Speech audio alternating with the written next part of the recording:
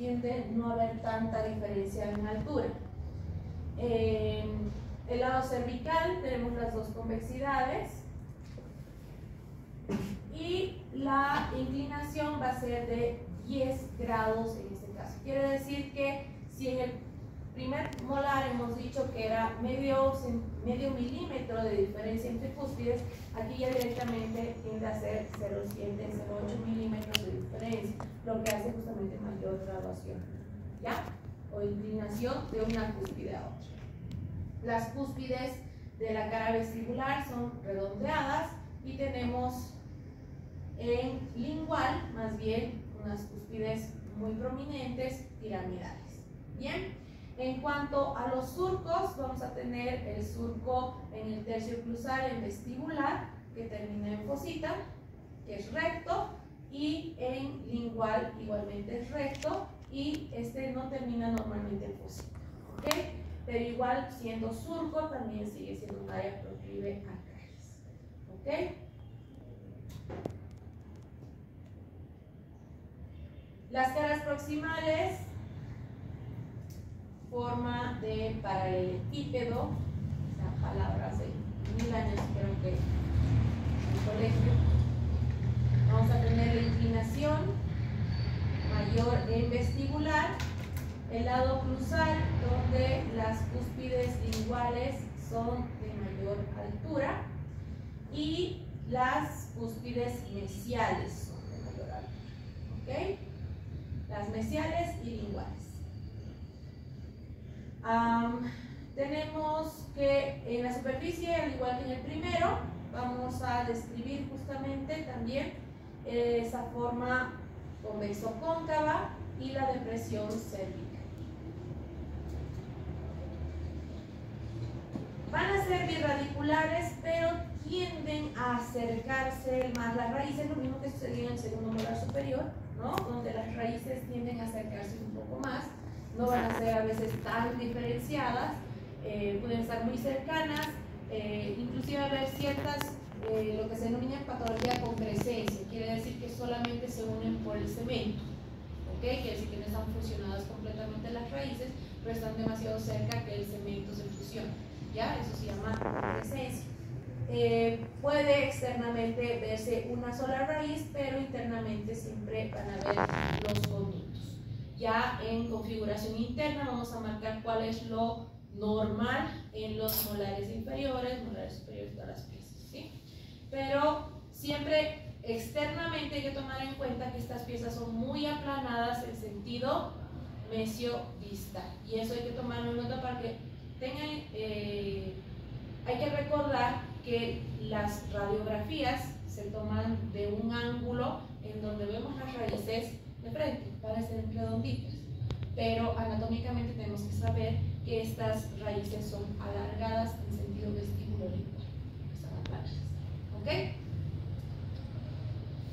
Bien, y en cuanto a la relación, van a ir sus raíces hacia distales por el movimiento de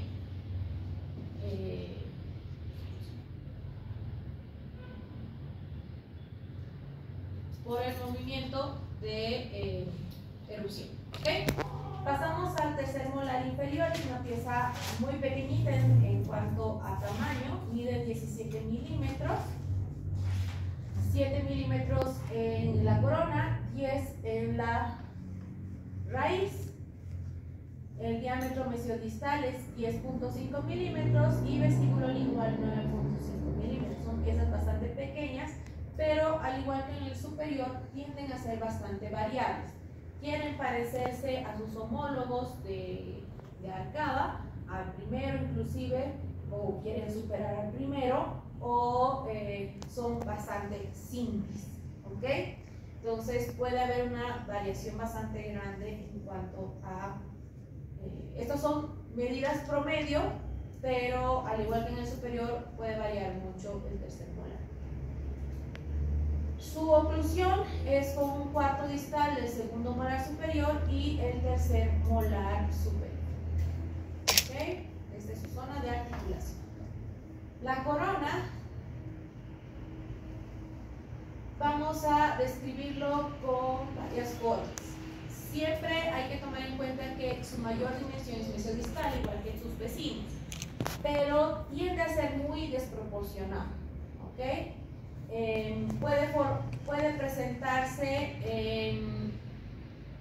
en ventacuspidio con una forma trapezoidal donde tengamos 5 cúspides, quiere decir que se quiera parecer al primer molar superior, ¿ok?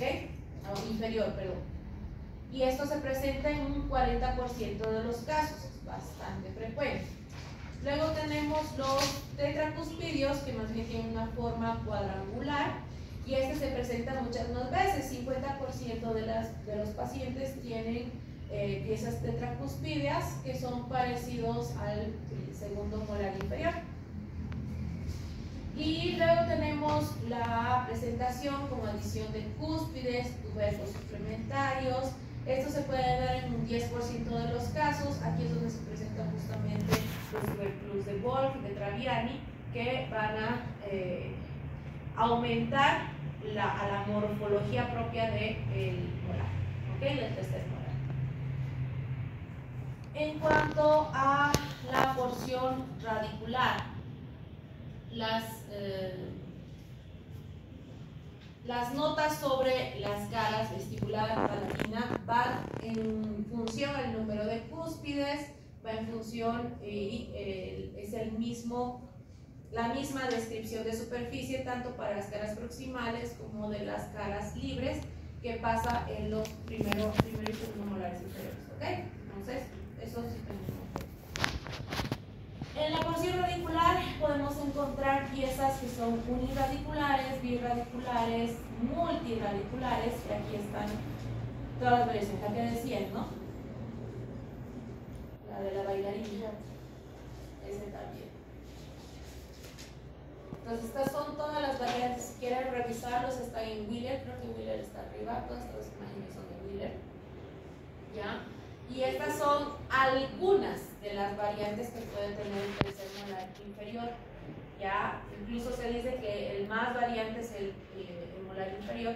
Hay que tomar en cuenta que ya habíamos visto las fechas de calcificación de los terceros molares. Y esa amplitud en la formación de su cronología, ¿no? En su cronología de formación, es lo que genera todas estas variantes. ¿Okay? Porque va a haber muchos elementos externos, incluso de tipo traumáticos, que pueden generar que se formen las raíces de esta forma. Entonces, es muy variable justamente porque su raíz, imagínense que empieza a formarse desde los 9 años, que ya están comiendo de todo, están correteando, tienen caídas, tienen todo, entonces pueden generar justamente por eso, y la alimentación, y bueno, siempre viene la genética, pero también influye mucho esta parte externa de que ya está en plena conciencia o en plena vida, se puede decir, y que puede generar todas estas malformaciones, entre comillas, porque es la forma en cómo se presenta. Y bueno, esta es la que le da trabajo a los ortodoncistas, a los cirujanos bucales, a los maxilofaciales. Entonces, esto es, ya. Y lo último, ¿no? Que era la relación, que es